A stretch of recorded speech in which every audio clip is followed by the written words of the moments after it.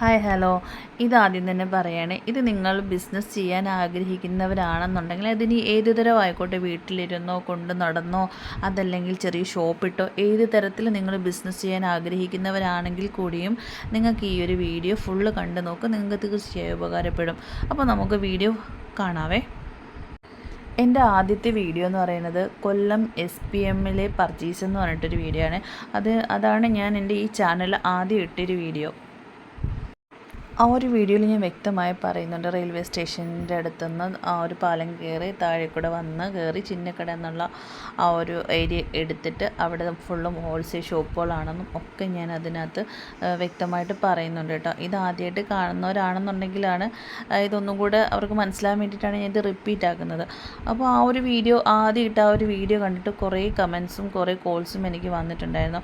അപ്പോൾ അതിനകത്ത് കൂടുതലും പറഞ്ഞിട്ടുണ്ടായിരുന്നത് അവരുടെ ബിഹേവിങ്, അവർക്ക് ഇത് തൃപ്തിയായില്ല, ആദ്യമായിട്ട് വരുന്ന ഒരു കസ്റ്റമറിനോട് കാണിക്കുന്ന ഒരു പരിഗണന അവർ തന്നില്ല, ഒരുപാട് ദൂരെ നിന്നൊക്കെ വന്ന കസ്റ്റമേഴ്സ് ഈ ഒരു വീഡിയോ കണ്ടിട്ട് വന്ന ആൾക്കാരുണ്ടായിരുന്നു.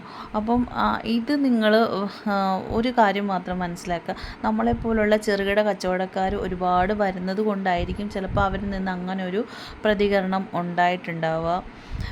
പിന്നെ വേറെന്ന് വെച്ച് കഴിഞ്ഞാൽ നിങ്ങൾക്ക് അവിടെ ഇഷ്ടപ്പെട്ടില്ല എന്നുണ്ടെങ്കിൽ തീർച്ചയായും ഈ ഒരു ഏരിയ കണ്ടില്ലേ, ഇവിടെ ഫാൻസി ഡേ ആയാലും എന്താ പറയുക ടോയ്സിൻ്റെയും പിന്നെ വണ്ടിയുടെ സ്പെയർസ് ആയാലും പിന്നെ ബുക്ക്, പുസ്തകങ്ങൾ, പേന, പെൻസിൽ എന്ന് വേണ്ട പാത്രങ്ങൾ എന്ന് വേണ്ട എല്ലാ തുണീൻ്റെ മാത്രമല്ല കേട്ടോ, എല്ലാത്തിൻ്റെയും ഹോൾസെയിൽ ഏരിയ ആണ് ഈ ഒരു ഭാഗം.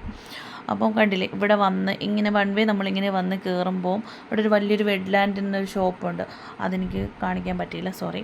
അപ്പം ഇങ്ങനെ ഒരു ഇടുക്ക് വഴി കൂടെ അകത്തോട്ട് പോകുമ്പോൾ സംസം എന്ന് പറഞ്ഞൊരു ടെക്സ്റ്റൈൽസ് ഉണ്ട്.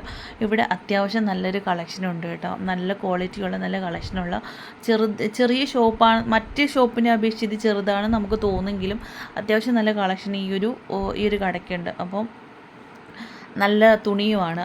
നിങ്ങൾക്ക് അങ്ങനെ അവിടെ വലിയ വലിയ ഷോപ്പിൽ പോയിട്ട് നിങ്ങൾക്ക് ഇഷ്ടപ്പെട്ടില്ല എന്നുണ്ടെങ്കിൽ ഈ ഏരിയയിൽ ഇതുപോലെ ചെറിയ ചെറിയ കടകൾ ഒരുപാടുണ്ട്. അപ്പോൾ ഈ ഒരു കട എനിക്കിഷ്ടപ്പെട്ടൊരു കടയാണ് കേട്ടോ. ഇവരുടെ സ്റ്റാഫിൻ്റെ ആയാലും ഇവരുടെ എന്ന് വെച്ച് കഴിഞ്ഞാൽ ഇവരുടെ ആ ഒരു ഇൻട്രാക്ഷൻ ഉണ്ടല്ലോ, നമ്മൾ കസ്റ്റമേഴ്സിനോട് കാണിക്കുന്ന ആ ഒരു സ്നേഹം. നമ്മൾ ഒരെണ്ണം എടുക്കാമെന്ന് ഉദ്ദേശിച്ച് വന്നതെന്ന് ചിലപ്പോൾ നമ്മൾ 10 എണ്ണമൊക്കെ എടുത്ത് പോകുന്നു. ഒരു എക്സാമ്പിൾ ഞാൻ പറയുകയാണ്, 10 അങ്ങനെയല്ല, ഒരു കെട്ടായിട്ടാണ് എടുക്കാൻ പറ്റുന്നത്. അപ്പോൾ നമ്മളങ്ങനെ എടുത്തു പോകും.